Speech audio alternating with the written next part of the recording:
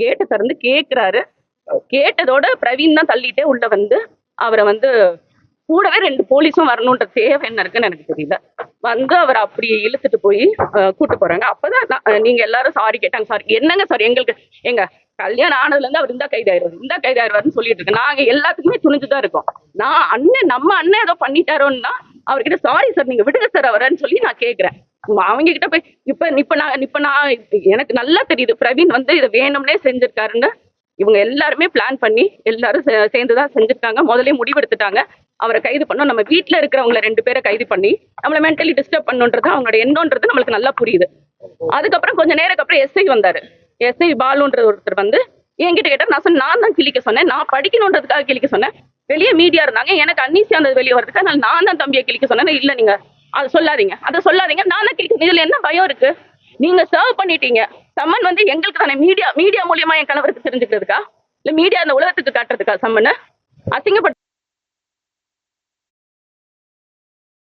அவரை வந்து கிழிக்க சொன்னேன். எடுத்து கொண்டு என்கிட்ட எடுக்க முடியலன்னு சொன்னார். அதான் கிளிங்க தம்பி கிழிச்சு என்கிட்ட கொண்டு வாங்கன்னு சொன்னேன். நான் அதை உட்காந்து நான் அதை பாக்குறேன். அங்க பாத்துட்டு இருக்கும்போது இந்த இதெல்லாம் நடக்குது. அப்புறம் கொஞ்ச நேரத்துல இந்த எஸ்ஐ வரும்போது நான் அதான் சொல்றேன், இல்ல நான் தான் சொன்னேன் நீங்க போங்க, நான் வல்சரவாக்கம் இன்ஸ்பெக்டர் கிட்ட நான் பேசிக்கிறேன்னு சொல்றேன். முடியாது, நீங்க வந்து அவரை அனுப்பலன்னா நாங்க போர்ஸ் இறக்குவோன்றாங்க. எங்க போர்ஸ் இறக்கி நீ எங்க தம்பியை கைது பண்ற அளவுக்கு அவர் என்ன பண்ணிட்டாரு அவரு?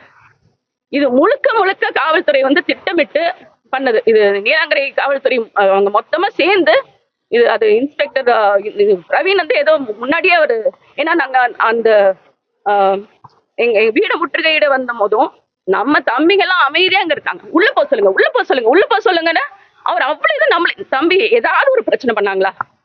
இதுக்கு முன்னாடி அவங்க வந்து நம்மள வந்து வீட முற்றுகையிட வரும்போது எங்க அண்ணனோட சசி அண்ணனோட வண்டியை வந்து பின்னாடி கல்ல தெரிஞ்சாங்க. அவங்க கண்ணு முன்னாடியே தான் இருந்தாங்க. எத்தனை நாளுக்கு அப்புறம் அவங்க எஃப்ஐஆர் போட்டாங்க?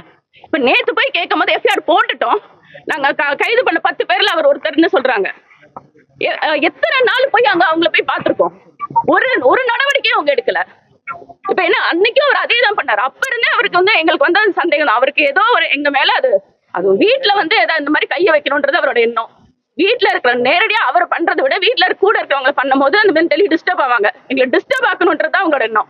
நான் சுத்தமா எதிர்பார்க்கல. அதே மாதிரி காவல்துறை மேல நம்மளுக்கு ரொம்ப அதிக மரியாதை இருக்கு. இவங்க இவ்வளவு இப்படி நடந்துக்குவாங்கன்ற எண்ணமே எங்களுக்கு கிடையாது. நாங்க யோசிக்கவும் இல்லை. இதுக்கு முன்னாடி சம்மன் கொண்டு வந்திருக்காங்க, மரியாதையா பேசுவாங்க, கொடுப்பாங்க, அவர்கிட்ட கையெழுத்து வாங்குவாங்க. இப்படிதான் நடந்திருக்கு. தவிர ஒட்டிட்டு போனது எனக்கு முதல் விருப்பம் கிடையாது. நான் வீட்டுல இருக்கேன், இல்ல என்கிட்ட சொல்லிட்டு அவங்க ஒட்டிட்டு போயிருக்கலாம். யாருமே வீட்டுல இல்லாத வீட்டுல அவங்க ஒட்டிட்டு போன மாதிரி ஒட்டிட்டு போயிட்டாங்க.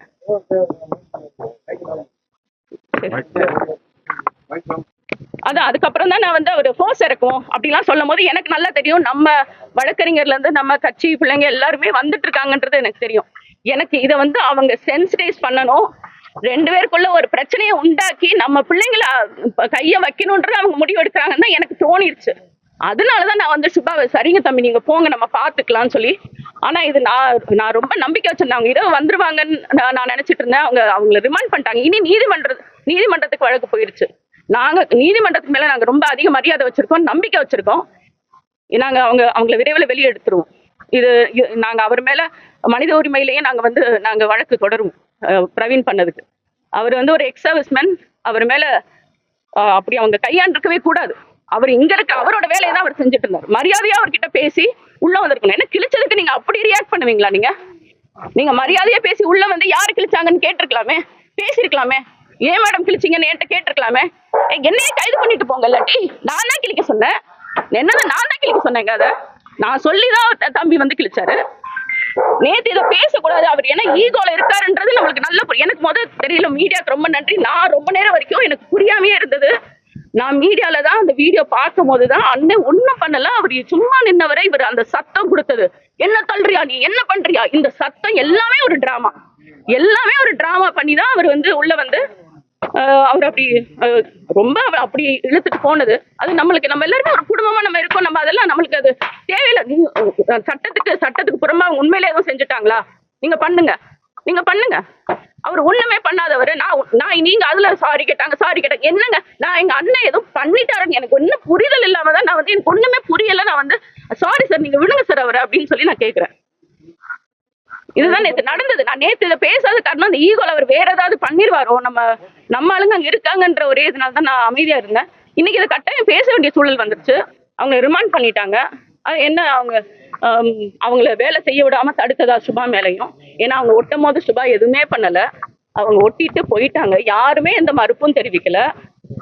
நான் இருந்தேன்னா மறுப்பு தெரிவிச்சிருப்பேன். ஒட்டாதீங்கன்னு நான் சொல்லியிருப்பேன். ஆனா சுபா எதுவுமே சொல்லல. அவங்க ஒட்டிட்டு போயிட்டாங்க. சோ அந்த மறுப்பும் தெரிவிக்கல. அவங்கள வேலை செய்ய விடாம சுபா தடுக்கவே இல்லை. இன்னொன்னு ஆயுதத்தை காட்டி மிரட்டினாங்க. அண்ணன் தன்கிட்ட துப்பாக்கி இருக்குன்றத அவங்க அப்படி மேன் ஹேண்டில் பண்ணும்போது அதை சொல்லிடணுன்றதுக்காக அவர் சொல்லி என்கிட்ட இருக்குன்னு சொல்லி அவர் தான் எடுத்து கொடுக்குறாரு. அதுவும் தேங்க்ஸ் டு மீடியா, நீங்க அதை கவர் பண்ணீங்க. அது அவர் தான் எடுத்து கொடுக்குறாரு. சுபா வந்து துப்பாக்கியை காட்டி மிரட்ட சொன்னதா, அவர் வந்து மிரட்ட சொன்னதாகவும் இவர் மிரட்டினதாகவும் இன்னொரு வழக்கு. சுபா விவகாரத்துல நடிகையை பயன்படுத்தி முடக்க நினைக்கலாம். அவங்க ரொம்ப நாளா முயற்சி பண்றாங்க. நம்ம நீதிமன்றத்துக்கு போயிருந்தோம். அங்க ஹைகோர்ட்ல வந்து டிஸ்மிஸ் ஆயிடுச்சு. நம்ம இப்போ அப்பீல் போயிருக்கோம். அவங்க 3 வாரத்துல விசாரணை பண்ணி முடிக்க சொல்லியிருக்காங்க. ஏற்கனவே ஒரு 3 மணி நேரம் போய் விசாரணைக்கு போயிட்டு தான் அவர் வந்திருக்காரு. எல்லாத்தையும் எழுதியும் கைப்பட எழுதியும் கொடுத்துருக்காரு.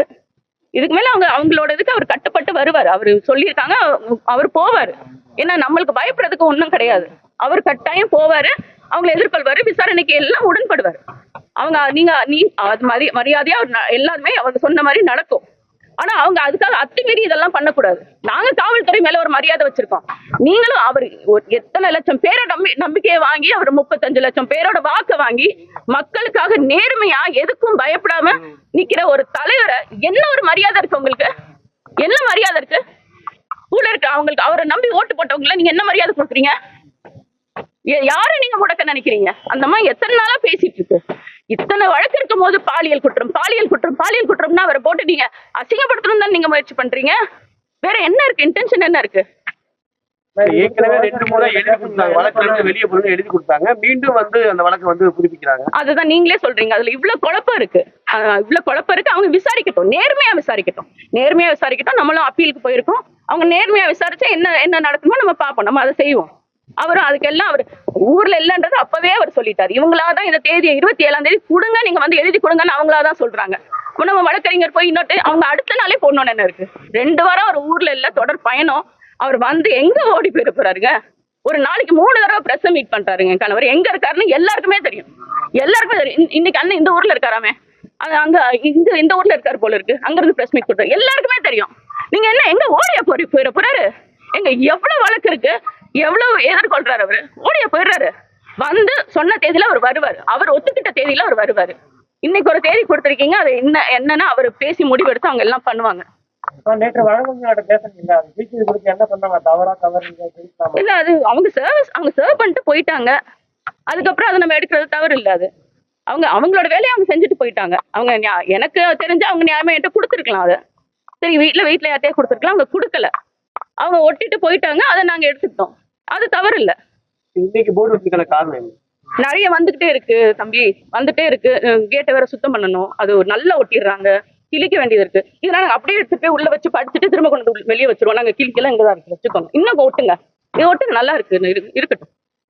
ஆனா கேட்டு ரொம்ப பாழாக நாங்க சுத்தம் பண்ண முடியல. அதனால ஒருங்கிணைப்பாளர் சீமான் வராதா? எத்தனை மணிக்கு வராது? அது அவர் பேசிக்குவாங்க. வழக்கறிஞர்கிட்ட பேசிட்டு காவல்துறையில அவங்க யாரு தம்பி? நான் பேசினேன். எனக்கு என்னன்னா என் தம்பிய வந்து அப்படி கூட்டு போயிட்டாங்க, அண்ணனை நம்ம கண்ணு முன்னாடி அப்படி கூட்டு போயிட்டாங்க. எனக்கு நான் இதை எதிர்பார்க்கவே இல்லைங்க. அதுவும் வீட்டுல வந்து இதை பண்ணுவாங்க, ஒரு தலைவர் வீட்டுல இப்படி பண்ணுவாங்கன்றது நான் துளியா எதிர்பார்க்கல. அவங்க நம்மளுக்கு ஒன்றும் அடிப்பணிஞ்சு போவேன்னா, நேர்மையா நடந்துக்கிட்டா போதும், சரியா நடந்துக்கிட்டீங்கன்னா போதும். உங்க மேல நாங்க மரியாதை வச்சிருக்கோம், அதே மரியாதை நீங்க எங்களுக்கு கொடுக்கணும்ல. சரியா நடந்துக்கிட்டீங்கன்னா போதும். நான் நேற்று சொன்னேன், அவர் நீ கவலைப்படாது. எனக்கு அவங்க 2 பேரும் போனதுதான் எனக்கு ரொம்ப கவலையா இருந்தது.